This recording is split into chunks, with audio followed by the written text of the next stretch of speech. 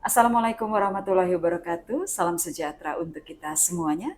Pendengar podcast Praja Wirayakti yang kami hormati, pada episode kali ini kami akan mengangkat sebuah kisah nyata tentang pengabdian, ketulusan, dan kepercayaan masyarakat kepada seorang babinsa.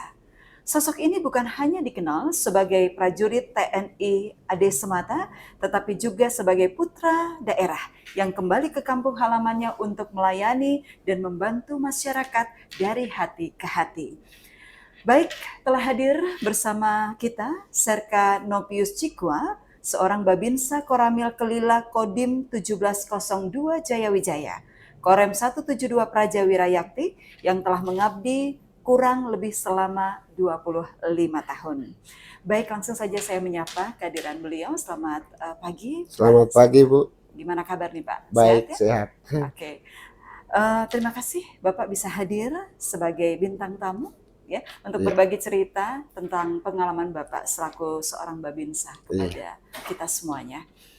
Baik, pendengar dimanapun Anda berada, sebelum kita akan ngobrol panjang dengan Bapak Serka Cikwa, ya, mungkin boleh saya antarkan dengan satu buah pantun untuk kita semuanya di saat ini. Mentari terbit di ufuk timur Indonesia. Mungkin boleh dijawab dengan cakep. Bangunkan semangat wahai sang pemilik sukses. Jangan lewatkan podcast Korem 172. Di sini penuh inspirasi orang-orang sukses. Baik, langsung saja kita awali dengan perbincangan kita. Saya langsung menyapa untuk Pak Serka. Ya, sebelum kita mengetahui lebih panjang terkait dengan kisah-kisah Bapak di lapangan, mungkin boleh Bapak ceritakan terlebih dahulu perjalanan Bapak hingga sampai saat ini sebagai Babinsa di Distrik Kelila yang juga merupakan daerah asal Bapak sendiri. Silakan Pak. baik. Terima kasih atas memberikan kesempatan untuk saya menjelaskan pengalaman di mana saya tempat babinsa di sana. Ya. Kebetulan di sana juga daerah atau kampung saya sendiri. Oke. Pada awalnya saya mungkin belum masuk di jadi babinsa di Koramil Kelila. Saya di Satuan Tempur dulu. Setelah saya masuk di kampung Kelila atau distrik Kelila Ya. pada tahun 2014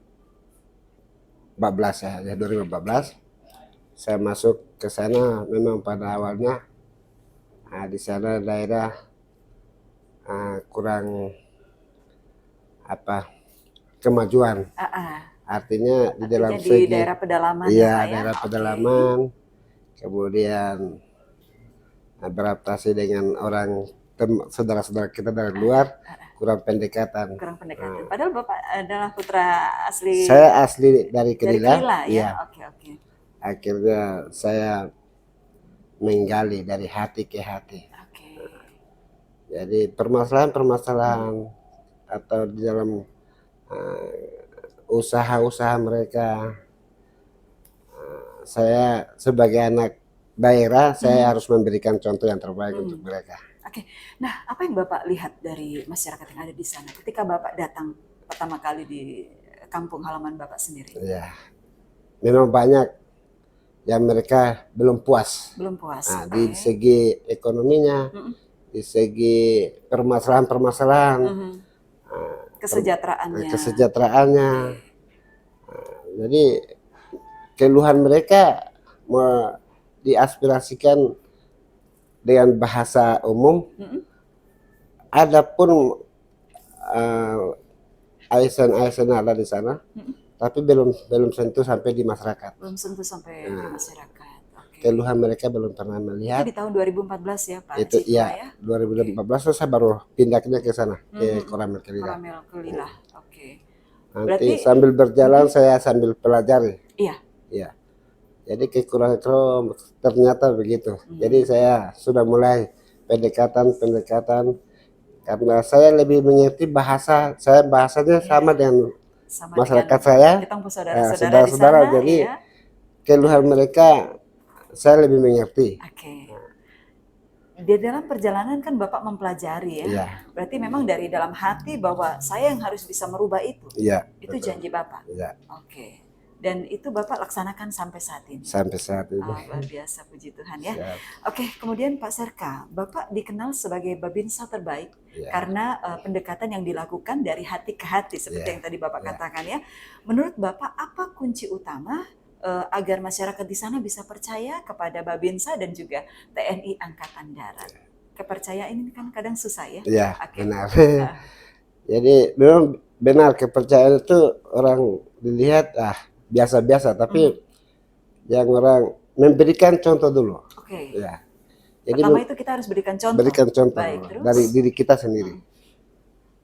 Jadi orang-orang atau masyarakat sekitar bisa melihat, oh ternyata bukan hanya ngomong saja, tetapi melaksanakan juga. Oke, Pak Serka izin, contoh apa yang Bapak harus tunjukkan ke masyarakat? Kalau Bapak bilang kita harus berikan contoh. Ya, baik. Kalau masalah contoh di segi kedinasan saya, di dalam dinas saya memang saya sendiri tidak pernah menilai sih, tapi pimpinan saya pasti menilai saya. Dan orang Ternyata lain yang menilai. orang lain menilai saya. Oke. Jadi disampaikan. Jadi selalu kegiatan apa di permasalahan-permasalahan di masyarakat selalu saya ditampilkan ke depan, disuruh saya ke sana. Berarti saya dalam hati saya berpikir mungkin ini kepercayaan. Jadi saya benar-benar melaksanakan itu dengan sungguh-sungguh sampai sukses. Contoh misal macam mungkin ada keluarga dengan keluarga mungkin tidak sepaham, mungkin berkelahi atau keributan atau istilahnya perang suku lah. Jadi saya masuk tengah-tengah pasti orang-orang mereda.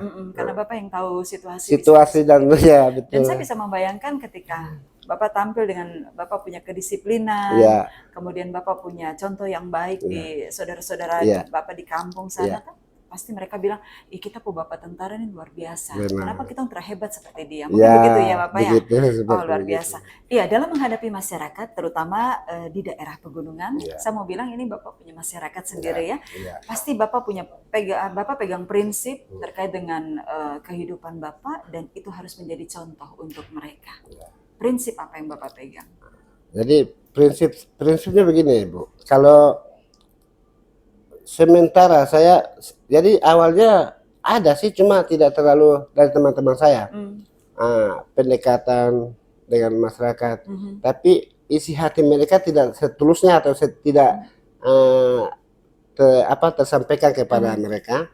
Setelah saya ada di sana, saya menggali memang, dan saya lihat apa sih masalah kamu di sini contohnya, atau macam kedukaan orang duka lah. Jadi kita datang lihat kekurangan, saya sampaikan senior saya atau pimpinan saya, izin Bapak kalau di sini orang duka kita harus bawa sesuatu gitu, supaya mereka percaya kepada kita dan mereka tahu oh tentara ternyata begini. Gitu. Berarti sebisa mungkin kita membantu mereka begitu ya. Bapak punya prinsip seperti Prinsipnya itu ya. Begitu. Tapi kan itu tidak mudah Bapak. Prinsip yang Bapak emban itu kan otomatis kita membutuhkan kepercayaan, membutuhkan modal, atau seperti itu.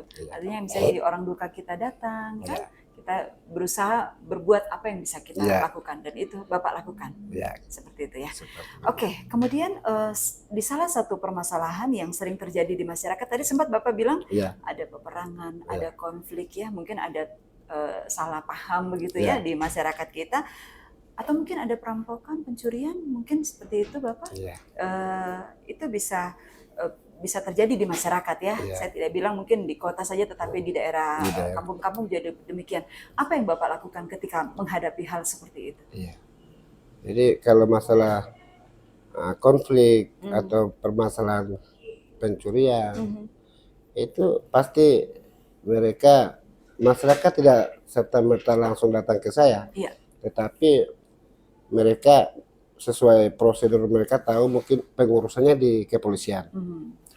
Jadi mereka sendiri minta, karena begini, apa yang mereka sampaikan kepada pihak yang berwajib atau dalam hal ini mungkin kepolisian, disampaikan, tetapi tujuan dan maksud mereka mau bicara ini tidak terlalu tangkap begitu. Jadi dia mau Pak Jikwa harus datang urus kita punya masalah seperti begitu. Berarti intinya kayaknya kita mediasi begitu, Ya, jadi tempat mediasi mediasi. ya, mediasi. Tapi Bapak sendiri atau mungkin ada yang dibantu juga dengan Teman-teman saya juga sama-sama saya mengajak malam. Jadi dari pos juga, dari Koramil teman-teman saya, kita bergabung juga dengan kepolisian. Tapi masyarakat di sana tidak menerima, artinya tidak menolak, melakukan penolakan? Jadi Karena kan justru mereka lebih senang.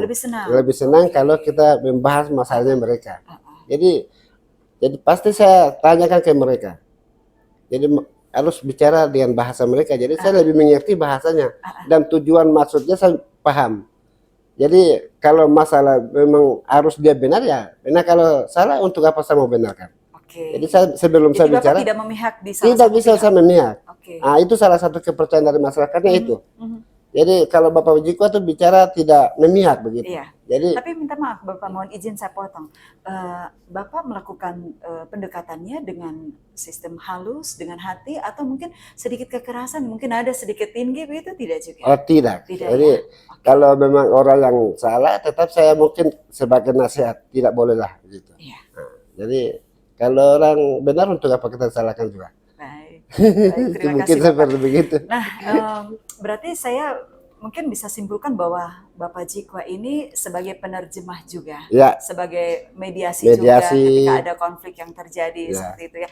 Nah, seberapa peran bahasa atau pemahaman budaya lokal dalam kita menjaga keamanan dan ketertiban? Artinya kan kita orang pakai bahasa untuk bisa menjaga kenyamanan, ketertiban, biar situasi tetap aman saja. Mungkin Bapak bisa jelaskan. Ya, itu kalau memang perang suku begitu, sebelum saya seperti apa sih sebelum saya masuk di Koramil Kelila. Tetapi setelah saya sudah ada di tahun 2014 ke sininya, sudah pernah perang suku tuh sudah ada berapa kali, dan saya mengajak teman-teman saya. Walaupun mereka ada datang melapor, tapi saya yang harus bicara. Jadi masalahnya apa? Kenapa? Malah saya ke sana bergabung dengan masyarakat itu artinya bukan bergabung memprovokasi, tapi saya tanya isinya mereka yang harus perang itu isinya apa, itu saya ke sana untuk menanyakan. Nah, setelah saya dapat, saya pulang, saya kumpulkan, tidak boleh perang lanjut, jadi hentikan semua. Jadi pada intinya sudah kita tahu tujuan mereka yang mau perang itu masalahnya apa, itu yang kita ambil. Selesai sudah hentikan masalahnya. Mungkin dari Bapak punya ingatan, itu sudah ada beberapa kasus yang Bapak terlibat. Nah, itu tahun 2018 itu kan ada perang suku antar distrik lah. Itu Bapak ada juga terlibat di dalamnya. Itu di dalamnya. Tapi bisa diselesaikan dengan bisa sangat diselesaikan. Baik, ya? Ada lagi selain itu? Ada juga. Itu masalah pembunuhan. Pembunuhan juga itu antar distrik juga, antara Era Gayam sama Kelila. Tapi bisa tidak terjadi perpanjangan perangnya. Dan setiap langkah yang Bapak lakukan ini selalu Bapak koordinasi dengan komandan, artinya dengan Bapak Komandan Kodim 1702 dan juga dengan Korem 172. Kalau kegiatan saya seperti begini, jadi di satuan kecil yang dibawa adalah Koramil. Jadi Koramil itu pasti kita ada laporan. Kalau ada kegiatan seperti begitu, pasti kita punya laporan itu pasti ada. Jadi sudah dilaporkan. Karena ini sangat penting ya Bapak. Ya, ini penting nih. Kalau kita belum laporkan, kalau komandan sudah tahu, baik kita luar biasa. Nanti jadi dibilang tidur. Pak Binsa tidur begitu.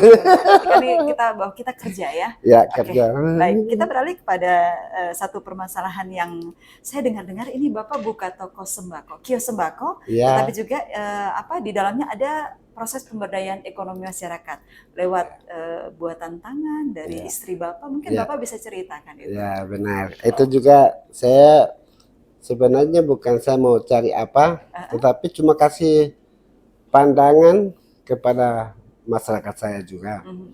Jadi memang saya sengaja buka kios itu supaya biar masyarakat lihat. Jadi ini contoh, saya kasih tahu juga ini contoh biar kita tuh tidak bisa mengharapkan dari atas. Jadi dari bawah harus naik. Tidak bisa kita langsung dari atas besar terus. Jadi saya memang sengaja buka kios. Isinya ya istri saya juga orang masyarakat suku saya sendiri. Oh, Mama aslinya ibu rumah tangga. Iya, ibu Oke, rumah tapi tangga. bikin usaha di rumah. Iya, Oke, jadi oke. ada pun barang apa apa namanya Mm-mm. barang kios. Kerajinan tangan, Iya, jadi buat di samping itu ibu tahu anyaman noken juga, makanya oh iya iya. ibu jual anyaman. Akhirnya mungkin masyarakat juga Mhm, tertarik mhm. ikut, yang punya anyaman yang bagus-bagus Ya, titip ke sana titip untuk di situ juga. Oke, jual-jual. sampai sekarang masih Sampai masih sekarang masih berlangsung ya? ada. Oh, luar biasa ya. Ya, Ini modalnya dari mana, Bapak? pribadi modal sendiri. Oh iya, jadi sampai sekarang masih terus terputar Masih ya. terus Luar terputar. biasa. Bapak izin mungkin Bapak sudah bisa menceritakan anak berapa? Anak saya 4. Empat. Ya. Oke, mungkin bisa diceritakan. Ya, anak saya 4. Yang pertama laki-laki, Iya. yang kedua juga laki-laki, Ah, yang ketiga dan keempat masih cewek, SMA kelas 1, kelas 2 dan kelas 3. oh luar biasa ya. Anak yang kedua, saya masukkan dia tentara. Itu sebelum saya apa mengajak masyarakat, itu saya sudah kasih anak saya masuk tentara dulu di Kelila. Oh, oke. Itu langsung ini Bintara, PK 26. 26 ya. Iya, Oke, luar biasa ya. Jadi Bapak tentara, anak juga tentara. tentara juga. Oke. Itu kita kasih contoh yang baik untuk masyarakat Ya, kita ya. Nah, selain menjalankan tugas juga ya sebagai Babinsa, Bapak punya peran di masyarakat ini kan sangat besar ya.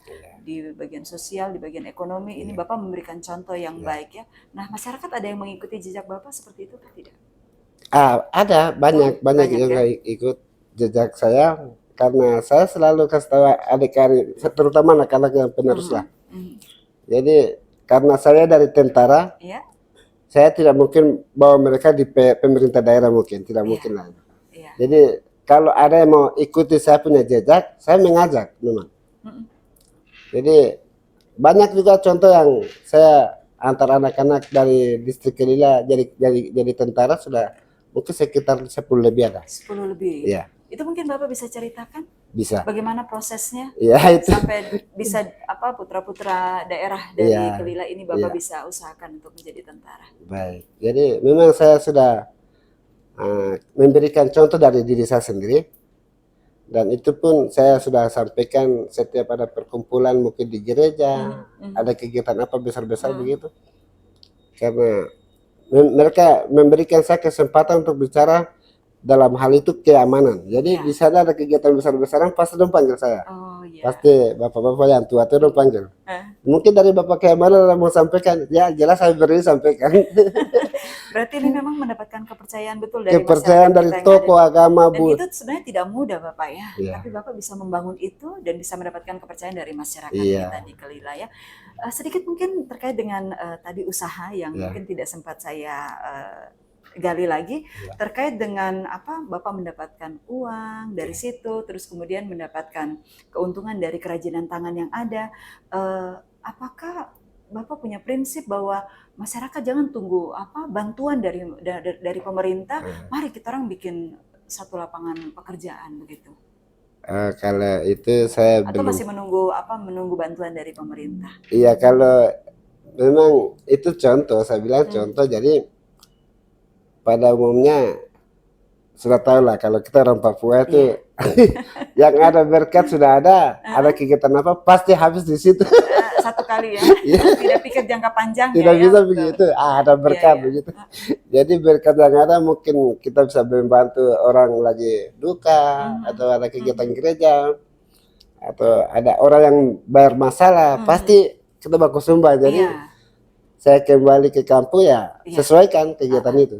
Jadi kalau hasil daripada usaha mungkin kebutuhan keluarga saja. Kebutuhan keluarga. Jadi Bapak tidak menunggu bantuan dari pemerintah, tapi ada uang kita putar kembali ya. Itu satu contoh yang sangat luar biasa ya. Intinya sudah saya kasih contoh begitu. Ya, siap. Oke, Pak Serka, Bapak juga dikenalkan aktif membantu anak-anak asal distrik Kelila ya. Nah, ada kan mungkin lewat mimbar gereja, lewat pastor dan lain sebagainya.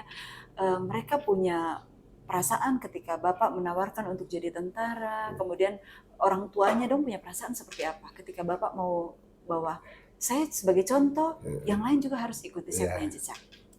Jadi betul itu ada beberapa anak dari distrik Kelila sudah jadi tentara sekarang. Pada awalnya memang orang tua dulu termasuk saya, orang tua saya dulu juga tidak mau kalau saya jadi tentara, menolak. Oke. Terus Nah, kenapa bisa berubah? Sampai sekarang terakhir ya, yang saya datang ke ini masih belum juga masuk tentara. Iya.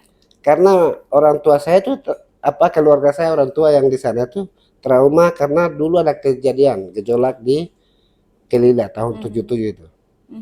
Jadi anaknya tidak mau jadi tentara begitu. Ya, setelah saya sampai di Kelila, saya jelaskan. Itu dulu saya sampaikan. Dan sekarang justru tentara polisi yang terjamin oleh negara. Iya. Jadi kita punya anak-anak penerus banyak nganggur, banyak minum mabuk, yang hidupnya tidak jelas, yang tidak sekolah malahan. Ini harus kalau bisa ikuti saya punya jejak, karena saya sudah rasakan. Tentara itu baik, saya sampaikan begitu. Jadi di mana ada dari pimpinan atas ada permintaan untuk anggota jadi tentara tuh, ada pendaftaran tentara lah. Saya koordinasi dengan pimpinan saya di Koramil, dalam hal ini dan Ramil atau Batutnya, kalau bisa kita edarkan atau sampaikan lisan ke gereja-gereja biar umumkan kalau kita di sini ada penerimaan tentara. Jadi beberapa kali itu masuk datang menanya ke kantor Koramil kita, katanya ada pendaftaran, iya ada. Jadi daftar lah anak. Jadi dengan sendiri mereka sudah membuka diri untuk bisa ini ya. Jadi Bapak bisa bantu kami seperti itu ya. Jadi nanti Bapak kawal sampai dari Koramil kemudian sampai ke Kodim ya. Luar biasa ya. Sampai ke Koramil malah di sini. Saya sudah 2 kali antar sini. Tapi mohon maaf Bapak, ini memang cita-cita Bapak jadi seorang tentara dari kecil? Dari seperti kecil itu? Memang. Gitu ya. Jadi akhirnya diwujud nyatakan sampai sekarang ya. Jadi ini pengabdian sudah berapa tahun Bapak? Saya sudah 25? Dari 2000 berarti 25 tahun. 25 tahun ya. Luar biasa. Dan masih tetap sangat bangga menjadi seorang prajurit. Siap, masih bangga, semangat terus. Oke, tadi kan Bapak bilang awalnya orang tua masih ragu. Tapi sampai sekarang ada nggak orang tua yang masih punya prinsip bahwa sekarang masih banyak. Banyak yang mau datang mau mendaftarkan anaknya tentara. Kalau kita di Koramil itu sebatas pemeriksaan dia punya administrasinya mungkin dari ijazah, KTP, KTA, kartu keluarganya. Nah, kalau sudah terkumpul kita pasti antar ke Kodim. Jadi yang pemeriksaan lengkapnya itu di Kodim. Oke, Bapak mungkin boleh sedikit menceritakan terkait dengan bagaimana kondisi pendidikan yang ada di Kelila. Kalau masalah pendidikan ya kita zaman sekarang, dari SD, SMP, SMA di sana ada. Tapi yang tidak aktifnya guru-guru. Oh, yang tidak aktif karena guru-guru. Mungkin, karena memang kan pendidikan ini sangat penting untuk membentuk seorang prajurit ya. Jadi guru-guru pengabdiannya di sana yang masih kurang. Ya itu karena SMA itu pernah anak-anak palang sekolah. Jadi ada aksi lah begitu, aksi damai. Nah, kita datang, kenapa? Kita tidak mau guru-guru semua ganti katanya. Kenapa alasannya? Tidak pernah datang di sekolah ini. Iya. Ternyata kita panggil guru-guru datang kumpul, kita bicara. Kenapa? Ini alasannya apa? Bukan guru-guru itu anak-anak yang pemalas sekolah kalau ini. Akhirnya ini ya. Tapi mudah-mudahan ini bisa menjadi perhatian pemerintah bahwa kualitas pendidikan harus diutamakan. Harus diutamakan. Tapi Babinsa di sana bisa bertugas kan sebenarnya kita jadi guru selalu juga, kontrol juga. Ya. Kita di mana ada jam kosong mungkin kita mengajarkan PBB. Luar biasa. Ada kegiatan-kegiatan lain di sekolah. Dari SD, SMP, SMA di sana.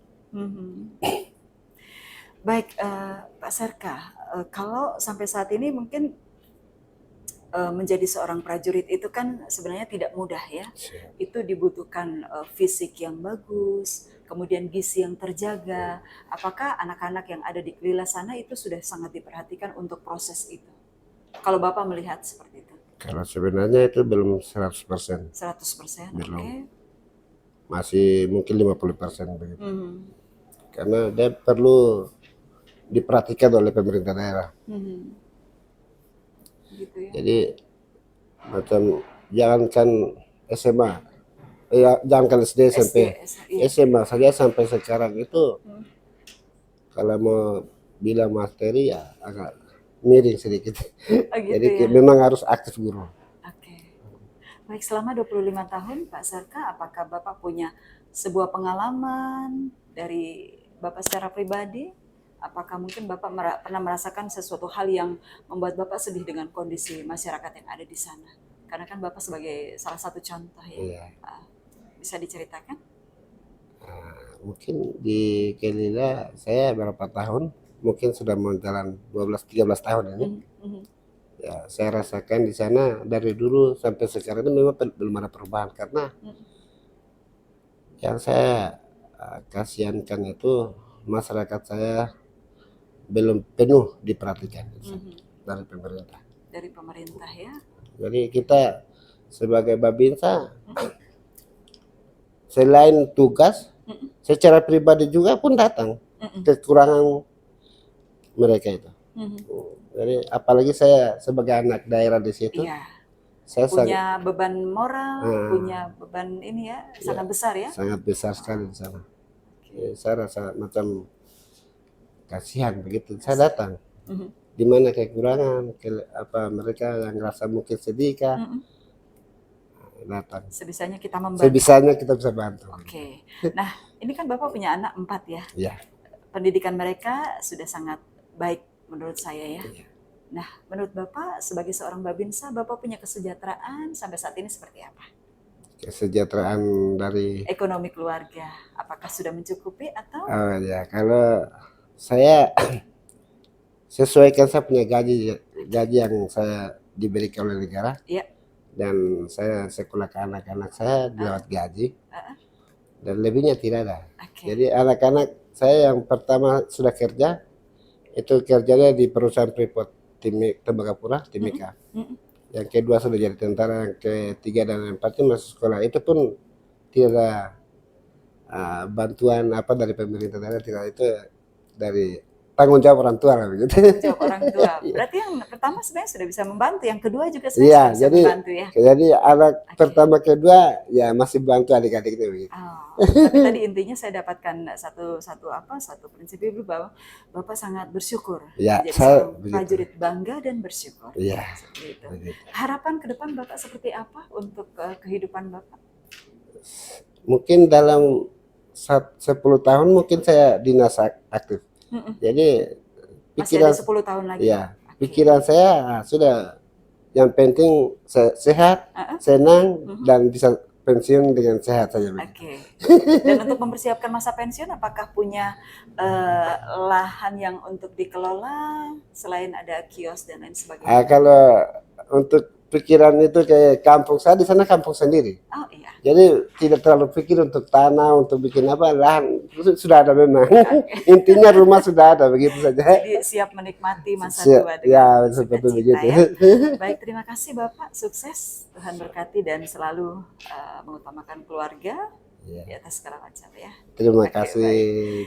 Baik, pendengar, dari perbincangan hari ini kita belajar soal tugas dan kewajiban, tetapi bagaimana ketulusan, keteladanan, dan keberanian untuk hadir bersama masyarakat dalam suka dan duka. Sosok Serka Nopius Cikwa menjadi bukti bahwa putra daerah yang kembali ke tanah kelahirannya mampu menjadi jembatan harapan untuk kepercayaan dan sebuah perubahan. Terima kasih Bapak Nopius sekali lagi atas pengabdian dan cerita inspiratif yang telah dibagikan untuk kita semuanya. Dan tentunya saya pamit undur diri dari pendengaran kita sekalian bersama podcast Praja Wirayakti dengan topik berikutnya. Burung Irian, Burung Cendrawasih. Cukup sekian dan terima kasih. Wassalamualaikum warahmatullahi wabarakatuh. Shalom, salam sejahtera untuk kita sekalian.